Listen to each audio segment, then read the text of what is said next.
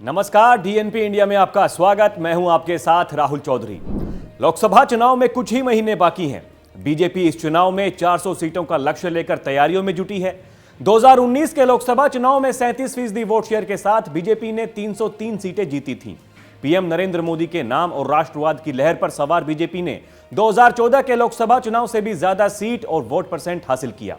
2014 में 31% vote share के साथ बीजेपी ने 282 सीटें जीती थीं। अब जबकि बीजेपी ने 400 सीटें जीतने का टारगेट रखा है, तो जाहिर है कि उसे वोट परसेंट भी बढ़ाना होगा। साथ ही साथ नई सीटों पर जहां बीजेपी पहले नहीं जीती थी, वहां भी जीत हासिल करनी होगी। बीजेपी के सामने चुनौती यह है कि जिन राज्यों में उसने पहले सीटें जीती हैं, उन्हें तो बरकरार रखना ही है, साथ ही नई जगह भी अपनी जमीन तलाशनी है। तमिलनाडु में लोकसभा की 39, आंध्र प्रदेश में 25 और केरल में 20 सीटें हैं। इन तीन राज्यों को मिलाकर 84 सीटें होती हैं, जिनमें बीजेपी को पिछले चुनाव में एक भी सीट नहीं मिली थी। बीजेपी की अगर 400 सीटों का लक्ष्य हासिल करना है, तो यहां सिर्फ अपना खाता ही नहीं खोलना होगा, बल्कि काफी अच्छा प्रदर्शन भी करना होगा। महाराष्ट्र की बात करें तो वहां भी 48 सीटों में से बीजेपी को 23 सीटें मिली थी। पश्चिम बंगाल में 42 सीटों में से बीजेपी को 18 सीटें मिली थीं। बीजेपी को यहां अपनी सीटें बढ़ाने में दिक्कत होगी, क्योंकि हाल ही में हुए सर्वे तो यही बता रहे हैं। जबकि ऐसा करना लक्ष्य हासिल करने के लिए बेहद जरूरी है। कर्नाटक में बीजेपी ने 28 में से 25 सीटें जीती थी, लेकिन अब वहां सरकार बदल चुकी है। ऐसे में बीजेपी के लिए यहां अपना पुराना प्रदर्शन बरकरार रखना चुनौतीपूर्ण हो चुका है। नॉर्थ ईस्ट के राज्यों में कुल 25 लोकसभा की सीटें हैं, जिनमें से अभी बीजेपी के पास 11 सीटें हैं। पंजाब में 13 में से 2 सीटें बीजेपी के पास हैं। यहां भी बीजेपी को ज्यादा सीटें जीतनी होंगी। तस्वीर बिहार में भी बदल चुकी है और नीतीश कुमार के साथ पार्टी का गठबंधन टूट चुका है। दूसरी ओर देखा जाए तो हाल ही में मध्य प्रदेश, राजस्थान और छत्तीसगढ़ विधानसभा चुनावों में बीजेपी ने अच्छी जीत हासिल की है। इसीलिए बीजेपी कार्यकर्ताओं के हौसले बुलंद हैं और को वोटर्स भी गदगद हैं। बीजेपी ने अपने घोषणा पत्र के कई वादे भी पूरे किए हैं। जो वादे पूरे हुए हैं वो आरएसएस के बड़े मुद्दे थे। जम्मू कश्मीर से आर्टिकल 370 खत्म किया गया।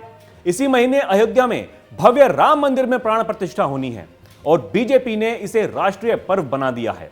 प्राण प्रतिष्ठा के बाद हर राज्य से हर रोज करीब 50,000 लोगों को मंदिर में दर्शन कराने के लिए बीजेपी कार्यकर्ता जुट गए हैं।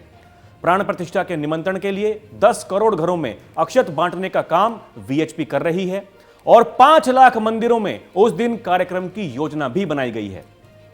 लोकसभा चुनाव होने तक इसका माहौल बना रहेगा, जिसकी पूरी तैयारी है। खबरें हैं कि बीजेपी राम मंदिर से ही लगभग सभी लोकसभा सीटों में 1.5 लाख वोट बढ़ाने की उम्मीद कर रही है। बीजेपी विकास के नाम पर भी सीटें बढ़ाने की उम्मीद कर रही है। साथ ही केंद्र सरकार की कई स्कीमों की लाभार्थी बड़ा वोट बैंक बने हैं। सरकार के मुताबिक करीब 80 करोड़ लाभार्थी हैं, जिन्हें कम से कम एक स्कीम का फायदा जरूर मिला है। हर जिले में बीजेपी ने कॉल सेंटर्स बनाए हैं और लाभार्थियों से सीधा संपर्क किया जा रहा है। बीजेपी युवाओं को टारगेट कर रही है और विकसित भारत संकल्प यात्रा के जरिए उसने विकसित भारत का ब्रांड एम्बेसडर बनाने का न्योता भी दिया है। बीजेपी सोशल इंजीनियरिंग करते हुए उन समुदायों के वोट पर भी पकड़ बना रही है जो उसका परंपरागत वोटर नहीं रहा है। बीजेपी ने यूपी में गैर यादव ओबीसी पर पकड़ बनाई है, तो मुस्लिम महिलाओं को भी पक्ष में होने का दावा किया जा रहा है। बीजेपी अपने कई सांसदों के टिकट बदलने की तैयारी भी कर रही है।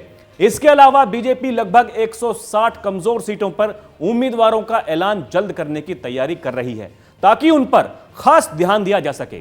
तो इस तरह बीजेपी अब की बार 400 पार और तीसरी बार मोदी सरकार के अपने दावे पर रणनीति बना रही है। अब यह रणनीति कितनी कामयाब होती है, यह तो आने वाला वक्त ही बताएगा। अभी के लिए इतना ही। खबरों का सिलसिला लगातार जारी है। आप देखते रहिए डीएनपी इंडिया। नमस्कार।